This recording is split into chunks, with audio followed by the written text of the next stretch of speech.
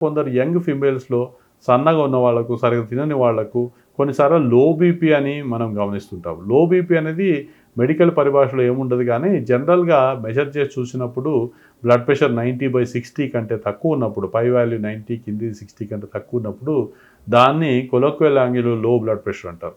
కానీ అది రియల్‌గా జబ్బు కాదు.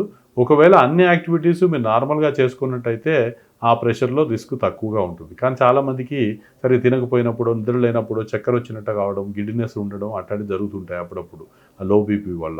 సో, కనుక అట్లా ఉన్నప్పుడు మాత్రము మీరు కొంచెం ఇమ్మీడియేట్‌గా ఫ్లాట్‌గా పడుకొని, లేసినాక కొంచెం బటర్ మిల్క్‌లో సాల్ట్ వేసుకొని, లేకుంటే లెమన్ జ్యూస్ అట్లాంటివి తాగినప్పుడు నీళ్ళు అది ఎక్కువగా తీసుకుంటే ఆటోమేటిక్‌గా కొంచెం సెట్ అవుతుంది.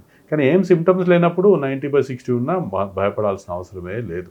ఇంకా మనకు రోగికి దెబ్బ తాకినప్పుడు బ్లడ్ రక్త ప్రసారము తగ్గినప్పుడు, రక్తస్రావం జరిగినప్పుడు అంటే బ్లీడింగ్ అయినప్పుడు దానికి టెంపరరీగా బాడీలో ఉన్న వాల్యూమ్ తగ్గిపోయినప్పుడు అప్పుడు బ్లడ్ ప్రెషర్ తగ్గుతుంది.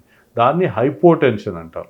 అది 70-80 కంటే ఇంకా తగ్గినప్పుడు ఆర్గన్స్ కూడా ఎఫెక్ట్ అవుతాయి. అది దానివల్ల అప్పుడు లో బ్లడ్ ప్రెషర్ అనొచ్చు. దాన్ని మెడికల్ పరిభాషలో యాక్చువల్లీ హైపోటెన్షన్ అంటాం. హార్ట్ అటాక్ వచ్చినప్పుడు హార్ట్ పంపింగ్ తగ్గుతుంది, అప్పుడు కూడా బీపీ తగ్గుతుంది. అది హైపోటెన్షన్ అంటాం. ఇంకా సీరియస్ స్టేజ్ అయితే కార్డియాక్ షాక్ సిచ్యువేషన్ అంటాం. అవి పెథలాజికల్ అబ్నార్మాలిటీ. కానీ మామూలుగా లేట్ పరిభాషలో చేసే లో బీపీ అనేది అంత భయపడాల్సిన అవసరం లేదు. కాకపోతే లో బీపీకి ఏదైనా కారణం ఉందా అని చూసుకోవాల్సిన అవసరం ఎంతైనా ఉంది. అంటే హైపర్ టెన్షన్ వల్ల బ్లడ్ ప్రెషర్ మాత్రలు వేసుకున్నప్పుడు మాత్రల డోస్ ఎక్కువైనప్పుడు కూడా బీపీ మరీ తగ్గిపోయి చక్కెర వచ్చి గిడ్డినెస్ లాగా రావడానికి అవకాశం ఉంది. పెద్దవాళ్ళల్లో ఈ బ్యాలెన్సింగ్ సిస్టమ్ ఎఫెక్ట్ అయ్యి నిల్చున్నప్పుడు సడన్గా బీపీ తగ్గిపోయి దాన్ని పోస్చురల్ హైపోటెన్షన్ అంటాం. అట్లాంటి వల్ల కూడా బీపీ తగ్గడానికి అవకాశం ఉంటుంది. సో ఏం కారణం వల్ల లో బీపీ అయిందని చూసుకుంటే మనకి ఏం కారణం లేకుండా రోగికి సిమ్టమ్స్ ఏం లేకపోతే పర్లేదు కానీ ఇలా చెప్పినప్పుడు ఏదైనా సిమ్టమ్స్ వల్ల కూడా ఉంటే కనుక దానికి డెఫినెట్గా మనం సొల్యూషన్ ఆలోచించుకోవాలి. కానీ హైపర్ టెన్షన్ ఎక్కువగా కామను, దానివల్ల ఎక్కువ ప్రాబ్లమ్స్ ఉంటాయి. హైపోటెన్షన్ అనే దాన్ని పెద్దగా భయపడాల్సిన అవసరం లేదు. కాకపోతే అది 90/60 మట్టుకే.